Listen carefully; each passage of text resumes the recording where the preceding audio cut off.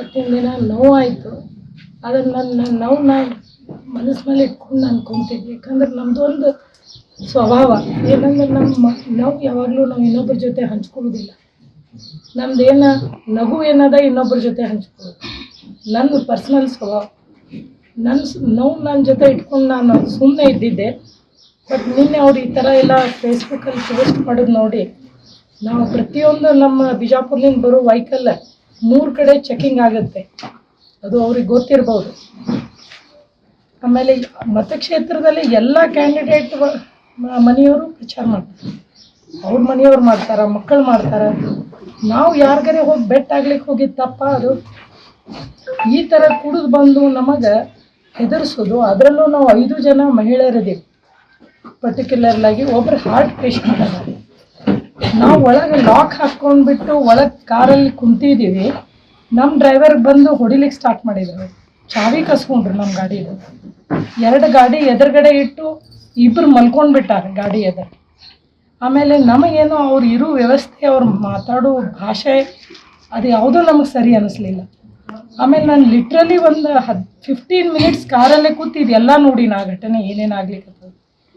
ನನಗೆ ಭಯ ಏನು ಬತ್ತು, ನಾ ಕರ್ಕೊಂಡು ಬಂದಿದ್ದು 5 ಮಂದಿ ಇವ್ರ ಹೆಣ್ಮಕ್ಳಿಗೆ ನನಗೇನೇ ಮಾಡಲಿ, ಅವರು ನನಗೇನು ಮಾಡೋಕ್ಕಾಗಲ್ಲ. ಅವರು ಅಬ್ಬಬ್ಬ ನನಗೆ 1-2 ಕಲ್ಲು ಏಟು ಹಾಕ್ಬೋದಲ್ಲ. ಆದರೆ ನಾ ಕರ್ಕೊಂಡು ಬಂದಿದ್ದಂಥ ಹೆಣ್ಮಕ್ಳಿಗೆ ಏನೂ ಆಗಬಾರ್ದು ಅನ್ನೋ ದೃಷ್ಟಿಯಿಂದ ನಾವೆಲ್ಲರೂ ಕೆಳಗಿಳಿದು. ಆಮೇಲೆ ನಮ್ದು ಇನ್ನೂ ಒಂದು ಬಸ್ಸವ್ರ ಗಾಡಿ ಬಂದಿತ್ತು. ಅವ್ರ ಜೊತೆ ನಾವು ಹೋಗ್ಬೇಕಂತ ಹೇಳಿ ಕೆಳಗಿಳಿದು ನಾವು ನಮ್ಮ ಗಾಡಿ ಬಿಟ್ಟು ಇಳಿದು ಹೋಗಿವಿ. ಆಮೇಲೆ ನಾವು 2 ವೀಲರ್ ಮ್ಯಾಗ ಹೋದ್ರೆ ನಮ್ಮನ್ನು ಅಟ್ಟಿಸ್ಕೊಂಡು ಹಿಂದೆ ಬರ್ಲಿಕ್ಕತ್ತಾರೆ. ಆ್ಯಸ್ ಇಫ್ ನಾವೇನು ಕಳ್ರ. ನಮ್ಮ ಮತ ಕೇಳೋದು ನನ್ನ ಧರ್ಮದ. ನಮ್ಮ ಯಜಮಾನ್ರ ಪರವಾಗಿ ನಾವು ಮತ ಕೇಳಕ್ಕೆ ಹೋಗೋದು ನಮ್ಮ ಧರ್ಮದ. ಅವ್ರ ಪತಿಯಂದ್ರ ಪ್ರಕಾರ ಹೋಗ್ತಾ ಇದ್ದಾರಲ್ಲ ಎಲ್ಲರ ಫ್ಯಾಮಿಲಿ ಮೆಂಬರ್ಸ್. ಯಾಕಿದು ಟೀಕೆ ಟಿಪ್ಪಣಿ? ಆಮೇಲೆ ಅವ್ರಿಗೆ ಮ್ಯಾಗಿನವರು ಅವ್ರ ಕಾರ್ಯಕರ್ತರಿಗೆ ಇದೇ ಪದ್ಧತಿ ಕಲಿಸ್ಯಾರವು. ನೀವು ಹೆಣ್ಮಕ್ಳಿಗೆ ಹೋಗಿ ಗಾಡಿ ಗೆರೋ ಹಾಕ್ರಿ. ಯಾಕೆ ಶಿವಾನಂದ ಪಾಟೀಲ್ರು ಅಲ್ಲೇ ಅಡ್ಡಾಡಕತ್ತಿದ್ರು ಅದೇ ಮತಕ್ಷೇತ್ರನಾಗ. ಅವ್ರ ಗಾಡಿಯಾಗಿ ಗೆರೋ ಹಾಕಲಿಲ್ಲ. ಎಲ್ಲ 3 ಮಂದಿ ಅಭ್ಯರ್ಥಿ ಗಾಡಿಗಳು ಅಲ್ಲೇ ಇದ್ದವು ಕ್ಷೇತ್ರದಲ್ಲಿ. 10 ಗಂಟೆ ಮೇಲೆ ಎಲ್ಲರೂ ಪ್ರಚಾರ ಮಾಡ್ಲಿಕ್ಕತ್ತಿದ್ರು. ನಾವು ಬರೀ ಟೀ ಕುಡ್ಕೊಂಡು ಹೋಗ್ಬೇಕಂತ ಅವ್ರ ಮನೆಗೆ ಇಳಿದಿದ್ದು. ಕೋಲಾರ ಗ್ರಾಮದಿಂದ ಬಂದು ಸ್ವಲ್ಪ ತಡ ಆಯಿತು. ಅವ್ರು ಬರೀ ಚಹಾ ಕುಡ್ದು ಹೋಗ್ರಿ ಮೇಡಮ್ ಅಂತ ಹೇಳಿ ನಾವು ಇಳಿದೀವಿ. ಅವರು ನನ್ನ ಅಭಿಪ್ರಾಯ ಪರ್ಸ್ನಲಿ ಅವ್ರಿಗೆ ಅಟ್ಯಾಕ್ ಮಾಡ್ಯಾರ ನಮ್ಮ ಮ್ಯಾಗ. ಅವತ್ತಿನ ದಿನ ಅವರು ಮಾತಾಡುವಂಥ ಭಾಷೆ ನಾನು ಯಾವುದೂ ನಿಮ್ಮ ಮುಂದೆ ಹೇಳಂಗಿಲ್ಲ. ನನಗೆ ಅವ್ರ ಭಾಷೆ ಕೇಳಲಿಕ್ಕೆ ಆಗ್ಲಾರ್ದು ನಾ ಎದ್ದು ಹೋಗಿನ ಗಾಡಿ ಬಿಟ್ಟು. ಇಲ್ಲಾಂದ್ರೆ ಅವ್ರು ಯಾರು ಕರೆಸಿದ್ರಲ್ಲ ಅವ್ರು ಬರುತನ ನಾನು ಅಲ್ಲೇ ಕೊಡಬೇಕಾಗಿತ್ತು.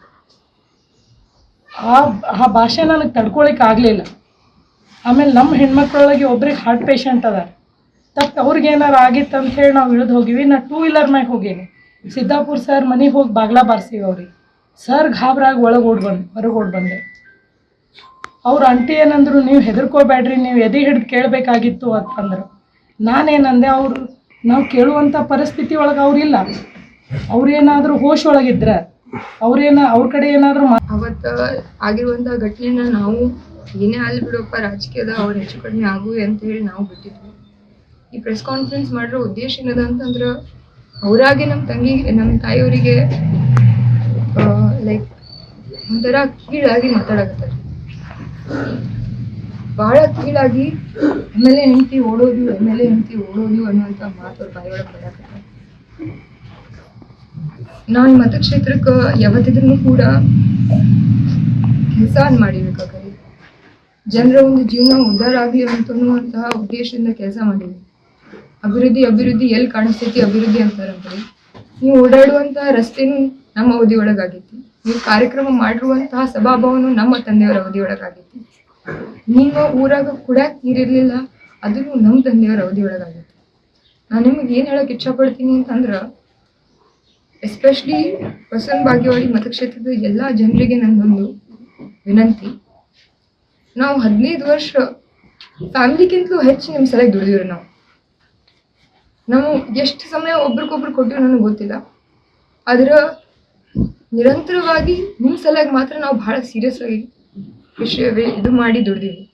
ಸೊ ಅದಕ್ಕೆ ನನ್ನ ವಿನಂತಿ ಏನದ ಅಂತಂದ್ರೆ, ದಯವಿಟ್ಟು ನಮ್ಮ ತಾಯಿಯವರಿಗೆ ನೀವು ಮಾತನಾಡೋದು ಬಂದ್ ಮಾಡಿರಿ. ನೀವು ಫೇಸ್ಬುಕ್ನಾಗ ಏನು ಪೋಸ್ಟ್ ಹಾಕಕತ್ತೀರಲ್ಲ ನಮ್ಮ ತಾಯಿಯವ್ರ ಬಗ್ಗೆ, ಅದನ್ನು ಬಂದ್ ಮಾಡಿರಿ.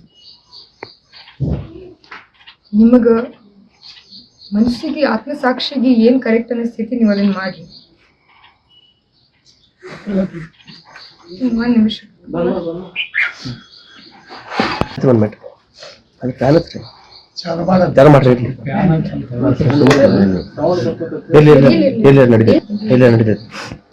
ಒಟ್ಟು ನನ್ನ ಒಂದು ರಿಕ್ವೆಸ್ಟ್ ಏನದ ಅಂತಂದ್ರೆ, ನೀವು ಯಾರೂ ಕೂಡ ಮನಸ್ಸು ಮುಟ್ಟಿ ಯಾರದೇ ಯಾವುದೇ ಒಳಗಾಗಿರಲಿ, ನಮ್ಮದೇ ಆಗಿರಲಿ, ಅವ್ರದ್ದೇ ಆಗಿರಲಿ, ಇನ್ನೊಬ್ಬರದೇ ಆಗಿರಲಿ, ಬಂದ್ ಮಾಡಬೇಕಾದ್ರೆ ಯಾರದೇ ಅವಧಿ ಒಳಗೆ ಆಗಿರಲಿ ಆ ಕೆಲಸ ಮನಸ್ಸು ಮುಟ್ಟಿ ಯಾರ ಅವಧಿ ಒಳಗೆ ಎಲ್ಲಕ್ಕಿಂತ ಹೆಚ್ಚು ಜನರ ಜೀವನ ಬದಲಾವಣೆ ಆಗೈತಲ್ಲ ಅವ್ರಿಗೆ ನಿಮ್ಮ ಮತವನ್ನು ಹಾಕ್ರಿ. ನೀವು ಕಾಂಗ್ರೆಸ್ಗೆ ಹಾಕ್ರಿ, BJPಗೆ ಹಾಕ್ರಿ, JDSಗೆ ಹಾಕ್ರಿ, ಅನ್ನೋಕ್ಕಿಂತಲೂ ಹೆಚ್ಚಾಗಿ ಯಾರ ಅವಧಿ ಒಳಗೆ ಮನಸ್ಸು ಮುಟ್ಟಿ ನಿಮ್ಮ ಜೀವನ ಬದಲಾವಣೆ ಆಗೈತಿ, ನಿಮಗೆ ನಡೆದ್ರೆ ಮೊದಲ ಕೆಸರು ಮಾರಿ ಸಿಡಿದಿತ್ತು ಅಂಥ ರಸ್ತೆಗಳು ಸುಧಾರಣೆ ಯಾರ ಕಾಲದೊಳಗಾಗ್ಯಾವು. ಯಾರ ಕಾಲದೊಳಗೆ ನಿಮ್ಮ ಮನೆಯೊಳಗಿರುವಂಥ ಹೆಣ್ಮಕ್ಳು ಕೊಡ ತಗೊಂಡು ಕಿಲೋಮೀಟರ್ ಗಟ್ಟಲೆ ನಡೀತಿದ್ರು. ಯಾರ ಕಾಲದೊಳಗೆ ಅವಧಿ ಒಳಗೆ ಬಹುಹಳ್ಳಿ ಕುಡಿಯೋ ನೀರಿನ ಯೋಜನೆ ನೀರಾಗೈತಿ. ನಿಮ್ಮ ಹೆಣ್ಮಕ್ಳು ಮನೆಯೊಳಗೆ ಹೋಗುವಂಥ ಪರಿಸ್ಥಿತಿ ಬಂದಿಲ್ಲ. ಅಂಥವ್ರಿಗೆ ಓಟ್ ಹಾಕ್ರಿ. ಹಾಸ್ಪಿಟಲ್ ಸುಧಾರಣೆಗಳಾಗ್ಯಾವ. ತಾಯಿ ಮತ್ತು ಮಕ್ಕಳ ಕಲ್ಯಾಣ ಆಸ್ಪತ್ರೆ ನಮ್ಮ ಬಡ ಜನರಿಗೆ ಸಹಾಯ ಆಗಬೇಕು ಅಂತ ಮೊದಲು 60,000 ರೂಪಾಯಿ ಕೊಟ್ಟು ಹೆರಿಗೆ ಮಾಡ್ಕೊತಿದ್ವಿ. ಯಾರ ಅವಧಿ ಒಳಗೆ ನಿಮ್ಮ ಹೆಣ್ಮಕ್ಳು, ಬಡವ ಹೆಣ್ಮಕ್ಳು ಉಚಿತವಾಗಿ ಒಂದು ಚಿಕಿತ್ಸೆಯನ್ನು ಪಡೆಯುವಂಥ ವ್ಯವಸ್ಥೆ ಆಗೈತಿ, ಅವ್ರು ಓಟ್ ಹಾಕ್ರಿ. Education, polytechnic college, ITI college, degree college, ಇಲ್ಲಿರುವಂತಹ ಎಲ್ಲ ವ್ಯವಸ್ಥೆನೂ ಕೂಡ ನಾವು ಬದಲಾವಣೆಯನ್ನು ಮಾಡಿದ್ವಿ. ಅದಕ್ಕೆ ನನ್ನ ರಿಕ್ವೆಸ್ಟ್ ಏನದ ಅಂತಂದ್ರೆ, ನೀವು ಎಲ್ಲ ಭಾಷಣದೊಳಗೆ ಏನಂದ್ರೂ ಕೂಡ ನನಗೆ ಅಷ್ಟು ಕೆಟ್ಟ ಅನಿಸಿರಲಿಲ್ಲ. ನಾನು ಪಾಲಿಟಿಕ್ಸ್ನಾಗ ಹೆಚ್ಚು ಕಡಿಮೆ ನಡೆಯೋದಕ್ಕೆ ಮಂದಿ ಅನ್ನೋ ಒಂದು ಮಾತನ್ನು ನಾನು ಅಂದ್ಕೊಂಡಿದ್ದೆ. ಆದರೂ ನಾನು ನಿಮಗೆ ಒಂದು ಮಾತು ಹೇಳಕ್ಕೆ ಇಷ್ಟಪಡ್ತೀನಿ. ನಮ್ಮ ತಂದೆಯವ್ರು ಕೂತಿರುವಂತಹ ಯಾವ ವೇದಿಕೆ ಮೇಲೂ ಕೂಡ, ಯಾವೊಂದು ವೇದಿಕೆ ಮೇಲೂ ಕೂಡ, ನಮ್ಮ ಕಾರ್ಯಕರ್ತರು ಕೂಡ ನಿಮ್ಮ ಕುಟುಂಬದ ಬಗ್ಗೆ ಒಂದು ಟೀಕೆ ಟಿಪ್ಪಣಿ ಮಾಡಿದ್ರೆ ಅಂತ ನೀವು ನಮಗೆ ತೋರಿಸ್ರಿ. ನಾವು ಅದನ್ನು ಅಲಾವಣೆ ಮಾಡಲ್ಲ. ಯಾರ ಮನೆ ಹೆಣ್ಮಕ್ಳು ಇದ್ರು ಅವ್ರ ಹೆಣ್ಮಕ್ಳೇ. ನಿಮಗೆ ಇನ್ನೊಬ್ರು ಮಾತಾಡಿದ್ರೆ ಖುಷಿ ಆಗ್ತಿರ್ಬೋದು, ಆದ್ರೆ ಎಲ್ಲರದ್ದು ಒಂದು ಫ್ಯಾಮಿಲಿ ಇರ್ತದೆ. ಈಗ ಕರಿ ನೀವು ಓಟ್ ಕೇಳ್ತಿರಲ್ಲ, ನೀವು ಕೆಲಸ ಮಾಡೋದ್ರ ಮೇಲೆ ಕೇಳಿ, ಇಲ್ಲ ನಿಮ್ಗೆ ಏನು ಇಷ್ಟ ಆಗ್ತದೆ ಅದ್ರ ಮೇಲೆ ಕೇಳಿ. ಆದ್ರೆ ನನ್ನ ರಿಕ್ವೆಸ್ಟ್ ಏನದ ಅಂತಂದ್ರೆ, ನೀವು ಒಟ್ಟು ಇನ್ನೊಬ್ರು ಮನ ನೋಡ್ಬೇಕು ಮತ್ತು ಇನ್ನೊಬ್ರಿಗೆ ಈ ರೀತಿ ತೊಂದರೆ ಕೊಟ್ಟು ನೀವು ಮಾತಾಡೋಕೆ ಹೋಗ್ಬೇಕು.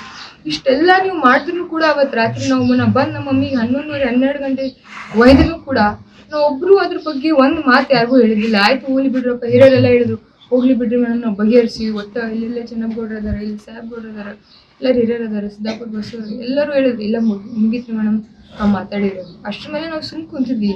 ಆದ್ರೆ ನನಗೆ ಇವತ್ತು ಕರೆದಿರುವಂಥ ವಿಶೇಷವಾಗಿ ಮುಳಗಡೊಳಗೆ ಯಾಕೆ ಕರೆದೀವಿ ಅಂತಂದ್ರೆ, ನಾ ಸುಳ್ಳು ಹೇಳ್ಬೋದು, ಇಲ್ಲಿರುವಂಥ ಎಲ್ಲ ಹಿರಿಯರು ಅದಕ್ಕೆ ಸಾಕ್ಷಿಯಾಗಿದ್ದಾರೆ. ಸೊ ಅದಕ್ಕೆ ನನ್ನ ವಿನಂತಿ ಏನದ ಅಂತಂದ್ರೆ, ನೀವು ರಾಜಕಾರಣ ಮಾಡೋ ಟೈಮಿಗೆ ರಾಜಕಾರಣ ಮಾಡಿರಿ. ಆದ್ರೆ ನಮ್ಮ ತಪ್ಪೇನೋದೇ ನನಗೆ ತಿಳಿಯಲಾಗಿದ್ರಿ. ಖರೆ ಹೇಳ್ಬೇಕಂತಂದ್ರೆ ಇನ್ನೊಂದು 30 ಆಗಿರ್ಬೋದು ರಾತ್ರಿ. ಅದೇ ನಮ್ಗೆ ಜಂಪ್ ನಿದ್ರೆ ಆವರಿಸಿತ್ತು. ಒಮ್ಮಿಂದೊಮ್ಮೆ ಬಾಗಿಲ ತಟ್ಟಿದಂಗೆ ಆಯಿತು. ನಾವು 12 ಗಂಟೆವರೆಗೆ ಬಾಗಿಲ ಲಾಕ್ ಮಾಡಿರಂಗಿಲ್ಲ. ಅಂದರೆ ನಮ್ಮ ಹುಡುಗರು ಬರೋದು ಒಂದು ಸ್ವಲ್ಪ ಲೇಟ್ ಆಗ್ತದೆ ಅಂತ ತಿಳ್ಕೊಂಡು ಅದಕ್ಕೆ ಸುಮ್ಮನೆ ಒಂದು ಪೇಪರ್ ಇಟ್ಟಿರ್ತೀವಿ. ಆದ್ರೆ ಒಮ್ಮೆ ಬಾಗಿಲ ಬಡಿದು ಬಾಯಿನೂ ಅತಿ ಜೋರು ಬಾಯಿ ಆಗಲಕ್ಕಾಯ್ತು. ಬಾಗಿಲ ಬಡಿದು ಮೇಡಮ್ ಅವ್ರ ಒಳಗೆ ಬಂದರು. ಆದರೆ ಇವ್ರು ಮೇಡಮ್ ಅವರು ಅದಾರ ಅನ್ನೋದು ನಮ್ಮ ಕಲ್ಪನೆ ಇಲ್ಲ. ನಾನು ನಿದ್ರೆಗಣಿವಲ್ಲ, ನಮ್ಮ ಮನೆಯವರು ನಿದ್ರೆಗಣಿಗಳ. ಹೊರಗೆ ಬಂದೀವಿ, ಯಾಕೆ ಏನಾಯ್ತು ಅಂದಾಗ ಅವ್ರು ಹೇಳಿದ್ರು ಹಿಂಗೆ ಅಂತ ತಿಳ್ಕೊಂಡು. ಪಾಪ ಅವ್ರ ಡ್ರೈವರ್ ಒಂದೇ ಸವನೆ ಥರ ನಡ್ಗಲಾಗ್ತಿದ್ದ. ಡ್ರೈವರ್ನ ಭಾಳ ಬಡ್ತಿದ್ರು. ಸರ್ ನೀವು ಬಾಗಿಲ ತೆರಿಬೇಡ್ರಿ, ಲಾಕ್ ಹಾಕ್ರಿ, ಬಾಗಿಲ ತೆರಿಬೇಡ್ರಿ, ಲಾಕ್ ಮಾಡಿರಿ. ಯಾರು ಮಾಡಂಗಿಲ್ಲ, ನೀವು ಭಯ ಪಡಬೇಡ್ರಿ, ಅಂಜಬೇಡ್ರಿ, ಮೇಡಮರ ನೀವು ಮ್ಯಾಲೆ ಹೋಗ್ರಿ, ಡ್ರೈವರ್ ನೀವು ಸುಮ್ಮನೆ ಇರು ಅಂತ ತಿಳ್ಕೊಂಡು ನಾನು ನನ್ನ ಮಗ ಬಾಗಿಲ ತೆರೆದೀವಿ. ಬಾಗಿಲ ತೆರೆದ್ರು ಹೊರಗೆಲ್ಲ ಜನ ಚಾತ್ರಿ. ಆಶ್ಚರ್ಯ ಆಯ್ತು, ನಮ್ಗೆ ಏನಿದೆ ಘಟನೆ ಅನ್ನೋದು ಗೊತ್ತಿಲ್ಲ. ತಕ್ಷಣ ಮತ್ತೆ ನಾವು ಕಂಪೌಂಡ್ ಹೊರಗೆ, ಯಾರು ಕಂಪೌಂಡ್ ಒಳಗೆ ಯಾರು ಬಂದಿಲ್ಲ, ಕಂಪೌಂಡ್ ಹೊರಗೆ ನಡ್ತಿತ್ತು ಗಲಾಟೆ. ಆಮೇಲೆ ಒಬ್ಬ ಹುಡುಗನಂತೂ ಎಲ್ಲರೂ ನುಗ್ಗಿಸಿ ನಡಿ ಅಂತೇಳಿ ಒಂದು ತಳ್ಳಾಕತ್ತಿದ್ರು. ಅವಾಗ ವಾಸ್ತವ ಸ್ಥಿತಿ ನನಗೆ ಗೊತ್ತಾಯ್ತು ಹಿಂಗೆ ಅನ್ನೋದು. ಇದು ರಾಜಕೀಯ ಒಂದು ಕುತಂತ್ರ. ಇದು JDS BJP ಅವರು ಈ ರೀತಿ ಮುಂಚಿತವಾಗಿ ಏನೋ ಒಂದು ಪ್ಲ್ಯಾನ್ ಮಾಡಿ ಹೀಗೆ ಮಾಡ್ಯಾರ ಅಂತ ತಿಳ್ಕೊಂಡ್ರಿ. ನಂತರ ಅದನ್ನು ಆ ಒಂದು ಸನ್ನಿವೇಶ ನೋಡಿ ಮೇಡಮ್ ಅವ್ರು ಇಲ್ಲಿವರೆಗೆ ಹೇಳಿದರು, ಭಾಳ ಚೆನ್ನಾಗಿ ಮಾತಾಡಿದ್ರು ಅವರು. ಇದ್ದ ಸಂಗತಿಯನ್ನು ಇನ್ನೂ ಅವರು ಇದ್ರಾಗ ಬಿಟ್ಟು ಹೇಳ್ಯಾರ. ಈ ಸ್ಥಿತಿ, ಯಾವತ್ತಿನ ಸ್ಥಿತಿ ಯಾವ ಹೆಣ್ಣು ಮಕ್ಕಳಿಗೂ ಬರಬಾರ್ದು. ನಮ್ಮ ವಿರೋಧಿಗಳಿಗೂ ಸಹ, ನಮ್ಮ ವಿರೋಧ ಪಕ್ಷದ ಹೆಣ್ಣು ಮಕ್ಕಳಿಗೂ ಸಹ ಇಂಥ ಸ್ಥಿತಿ ಬರಬಾರ್ದು. ಯಾಕಂದರೆ ಹೆಣ್ಣು ಮಕ್ಕಳೇ ನಮ್ಮ ತಾಯಿ ಸಮಾನ, ನಮ್ಮ ಸಹೋದರಿ ಸಮಾನ. ಒಂದು ವೇಳೆ ಅವರಿಗೆ ಅದನ್ನು ಅಟ್ಯಾಕ್ ಮಾಡಬೇಕಾಗಿತ್ತು ಅಂದರೆ, ಆ ಕಾರ ಅಥವಾ ಅವರನ್ನು ಎಲ್ಲರನ್ನು ಹಿಡಿಬೇಕಾಗಿತ್ತು ಅಂದ್ರೆ ಅವ್ರು ಏನ್ ಮಾಡ್ಬೇಕಾಗಿತ್ತು, ತಮ್ಮ ಮಹಿಳಾ ಕಾರ್ಯಕರ್ತರಿರ್ತಾರೆ, ಅವ್ರ ಮಹಿಳಾ ಕಾರ್ಯಕರ್ತರಿರ್ತಾರೆ, ಅವರನ್ನು ಗೋಳೆ ಹಾಕಿ ಅವರನ್ನು ಕೂಡಿಸಿ ಅವರಿಂದ ಅವರನ್ನ ಅಲ್ಲಿ ತರಬೇಕಾಗಿತ್ತು, ನಿಲ್ಲಿಸಬೇಕಾಗಿತ್ತು. ಬಿಟ್ಟುಕೊಟ್ಟ ಅಮಾಯಕ ಹೆಣ್ಣು ಮಕ್ಕಳ ಮೇಲೆ, ಅದರಾಗ ಒಬ್ಬರು ಶಾಸಕರು, ಒಬ್ಬ ಮಾಜಿ ಸಚಿವರು ಅದಾರ, ಅವರ ಕಾರ್ಯಕರ್ತರು ಅದಾರ ಅನ್ನೋದು ಪ್ರಜ್ಞೆ ಇಲ್ಲದನ ಇಂಥ ಪರಸ್ಥಳದ ಹೆಣ್ಣು ಮಕ್ಕಳ ಮೇಲೆ, ಅದು ಮಧ್ಯರಾತ್ರಿಯಲ್ಲಿ, ಹಗಲಲ್ಲ ಮಧ್ಯರಾತ್ರಿಯಲ್ಲಿ ಇಂಥ ಭಾರತ ದೇಶದೊಳಗೆ ಮಹಿಳೆಯರು ಅಂದ್ರೆ ಅತಿ ಪೂಜ್ಯ ಸ್ಥಾನ. ಅಂಥ ಸ್ಥಾನದೊಳಗೆ ನಾವು ಸಹಕಾರ ಕೊಡಬೇಕು. ಯಾವಳೋ ಅಪರಿಚಿತ ಹೆಣ್ಣುಮಗಳು ಸಹ ಒಂದು ಏನೋ ಘಟನೆಯೊಳಗೆ ಯಾವುದಾದ್ರೂ ಪರಿಸ್ಥಿತಿಯಲ್ಲಿ ಸಿಕ್ಕಿತ್ತು ಅಂದ್ರೆ ನಾವು ನೆರವು ನೀಡಬೇಕು, ನಮ್ಗೆ ಗೊತ್ತಿಲ್ಲದ ಹೆಣ್ಮಕ್ಳಿಗೂ ಸಹ. ಇಂಥ ಸಂದರ್ಭದಲ್ಲಿ ಮಧ್ಯರಾತ್ರಿ ಒಳಗೆ ಆ ಮಹಿಳೆಯರ ಮೇಲೆ ಮಾಡಿದಂಥ ದೌರ್ಜನ್ಯ ನನಗೆ ಭಾಳ ಕೆಟ್ಟ ಅನಿಸ್ತು. ಅವಾಗ ಹೊರಗೆ ಚೆನ್ನಾಗಿ ಓಡಿದಾರ, ಸಾಹೇಬ್ರದಾರ, ಎಲ್ಲ ಜನ ಪರಿಚಿತರ ಜನರು ಒಬ್ಬರನ್ನೊಬ್ರು ತಳ್ಳಾಕತ್ತಿದ್ರು. ನಂತರ ಒಬ್ಬರು ಹುಡುಗನ ತಗೊಂಡು ಮುಂದೆ ಹೋಗಿಬಿಟ್ರು. ನಂತರ ನಮ್ಮ ಮನೆಯವರು ಬಂದು ಅವರು ಎಲ್ಲರಿಗೂ ಒಂದು ವಾಸ್ತವ ಸ್ಥಿತಿಯನ್ನು ಎಲ್ಲರಿಗೆ ಕಲ್ಪನೆ ಆಗಿಬಿಡ್ತು. ಹೀಗಾಗಿ ಒಟ್ಟಿನಲ್ಲಿ ಅವತ್ತಿನ ಘಟನೆ, ನಿಜವಾದ ಘಟನೆ ಈ ರೀತಿ ಇಲೆಕ್ಷನ್ದಲ್ಲಿ ಆಗಬಾರ್ದು. ಇವತ್ತು ಪ್ರಜಾಪ್ರಭುತ್ವದಲ್ಲಿ ಮತ ಕೇಳೋದು ಎಲ್ಲರಿಗೆ ಹಕ್ಕದ, ಆಮೇಲೆ ಮಾತನಾಡುವ ಹಕ್ಕು ಎಲ್ಲರಿಗೆ ಅದ. ಇವತ್ತು ನನಗೆ ವಾಕ್ ಸ್ವಾತಂತ್ರ್ಯ ಅದ ಅಂತ ತಿಳ್ಕೊಂಡು ನಿಮ್ಗೆ ಏನು ಬೇಕಾದ ಮನಸ್ಸಿಗೆ ಬಂದಾಗ ನಾವು ಮಾತಾಡಕ್ಕೆ ಬರಂಗಿಲ್ಲ. ಅದು ನಮ್ಮ ಸಂಸ್ಕೃತಿ ಅಲ್ಲ, ನಮ್ಮ ಭಾರತೀಯ ಸಂಸ್ಕೃತಿ ಅಲ್ಲ, ನಮ್ಮ ಶರಣ ಸಂಸ್ಕೃತಿ ಅಲ್ಲ. ಈ ಸಂಸ್ಕೃತಿಯನ್ನು ಬಿಟ್ಟು ಇನ್ನೊಬ್ಬರಿಗೆ ನಾವು ಅತೀ ಗೌರವ ಕೊಡಬೇಕು. ಹೀಗಾಗಿ ಅವತ್ತು ಅವಾಚ್ಯ ಶಬ್ದವನ್ನು ಬಳಸಿದ್ದು ನೋಡಿದ್ರೆ ನಿಜವಾಗಿ ಇವರಲ್ಲಿ ಸಂಸ್ಕೃತಿ ಇಲ್ಲಲ್ಲಪ್ಪ ಅಂತ ತಿಳ್ಕೊಂಡು ಅನಿಸ್ತು. ಹೀಗಾಗಿ ಇವರು ಅನಿಸ್ತಿರ್ತಾರೆ, ಯಾವನೋ ಒಬ್ಬ ಇಲ್ಲಿ ಊರೊಳಗೆ ಬಂದ ಪರಸ್ಥಳದ ಒಬ್ಬ ಊರೊಳಗೆ ಬಂದು ಇಂಥ ಘಟನೆಯನ್ನು ಕಂಡ ಅಂದ್ರೆ ಮುಳುವಾಡು ಊರಾಗ ಸಂಸ್ಕೃತಿನೇ ಇಲ್ಲ ಅಂತಾನ. ಆ ಒಬ್ಬಗೆ ಬೈಯಂಗಿಲ್ಲ, ಆ 4 ಮಂದಿಗೆ ಬೈಯಂಗಿಲ್ಲ, ಇಡೀ ಮುಳುವಾಡು ಜನ ಭಾಳ ಮಾತಾಡತ್ತಾರೆ.